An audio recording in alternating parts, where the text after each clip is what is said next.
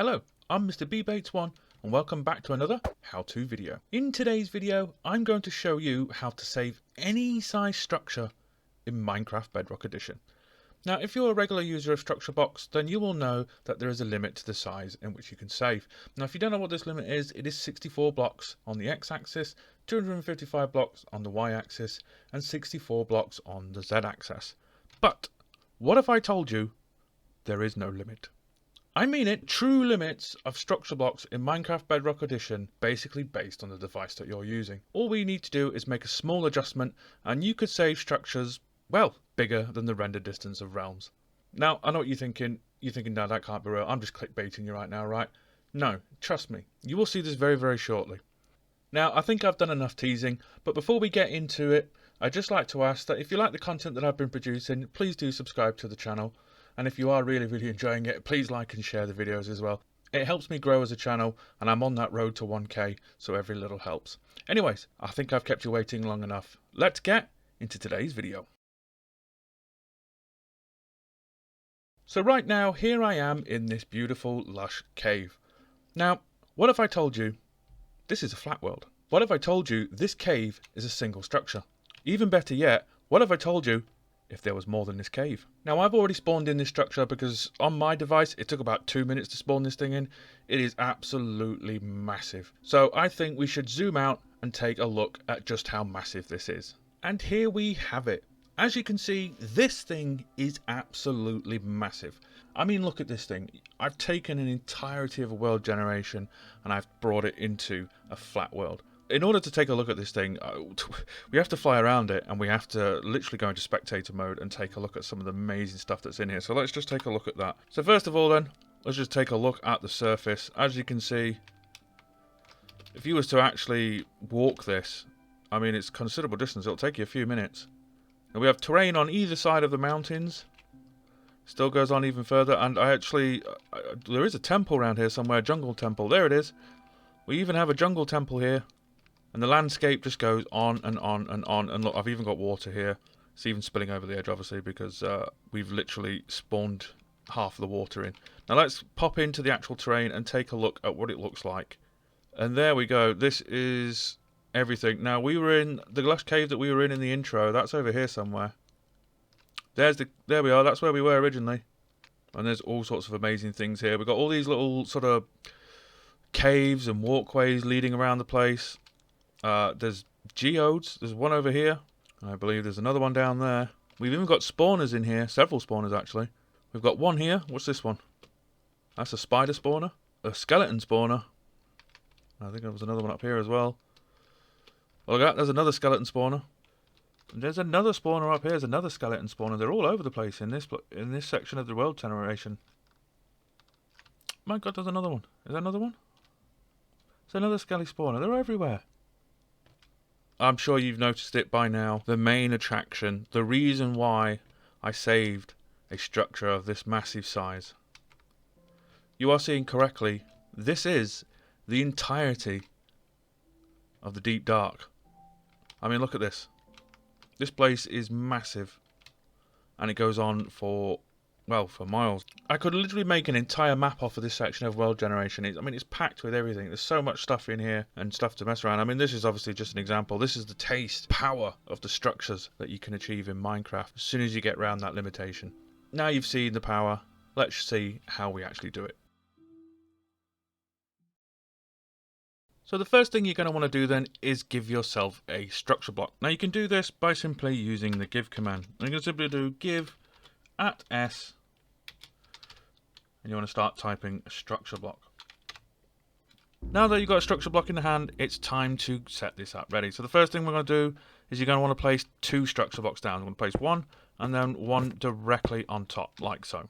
Then we're going to go to the bottom one and we're going to open up the interface. Now the first thing we're going to do is that we're simply just going to change the sizes all to 1. And we're going to set this Y to 1 as well. And you want to do that until you see the structure block sat. We're looking at it like this. You should see the white outline around here. Now we're just going to turn the bounding box off of this for the moment so it doesn't confusing. So the white line should be around here. So the next thing we're going to do then is we're going to give it a name. Now what I'm going to do is I'm just going to shorthand it, but I'm going to put in EXSB which is essentially short for extended structure block. So what you're going to do at this point is click export. And we've now saved the structure block inside a structure block. So you're probably wondering then, why are we doing this? We're doing this so that it gives us access to the properties of the structure block. Now we've exported it and saved it to our desktop, it's time to modify it. And to do that, we are going to need to leave Minecraft. Let's pop over to the desktop and finish this process off. Now, before we can modify the structure block, we are going to need to download a third-party application. Now, if you've got an application that can read structure blocks and modify, then obviously you can use that. For this demonstration, however, I'm going to be using NBT Studio. Now, the page I'm actually on here is a GitHub page. I will put the link in the description for you, so you can go down there and download it yourself. But as you can see here, under the file section, it supports Bedrock NBT files such as .mc structure. And this is the bit that we're interested in. So we're going to click on the download link, and we're going to want to download the latest edition. Now, before you can run that program, you do need to make sure that you have .NET 5.0 installed. Now, this is a Microsoft thing. It's basically what applications use on the PCs. Now, you need specifically .NET 5. Like, I downloaded .NET 6 to begin with, thinking that would be fine, and it turned out that there was something in .NET 5 that it needs. So I'll put a link for this in the description as well, but simply you just come to the Microsoft page, and then under Windows, just click on x64 or x86, depending on what's required for your machine, and this will download an installer. You'll then simply just run that installer and wait for it to finish. Once that is finished, we should be then ready to open up NBT Studio. So once you've downloaded .NET, you can open NBT Studio, and it should look a little something like this. Now, at the moment, obviously, we've not opened anything, so it is just a blank file. So what we need to do now is we need to go and open that structure file that we saved earlier. Now, for me, I placed this on my desktop, so that's where I'll find it. Once you've opened the structure file, you should see it looking a little something like this. Now, there is a very specific location that we need to go to in order to change the size of the structure block.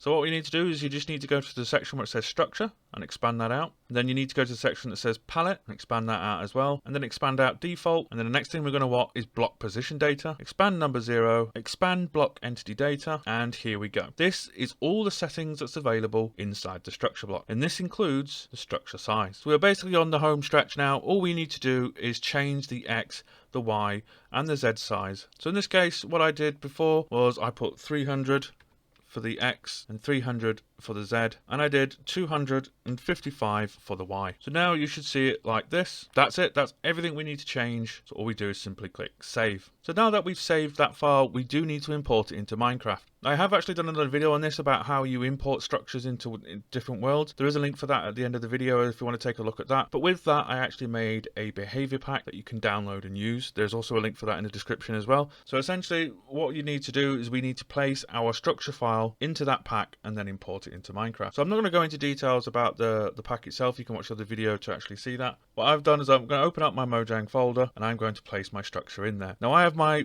structure file in the development behavior pack section, and now you're ready to import it into the world.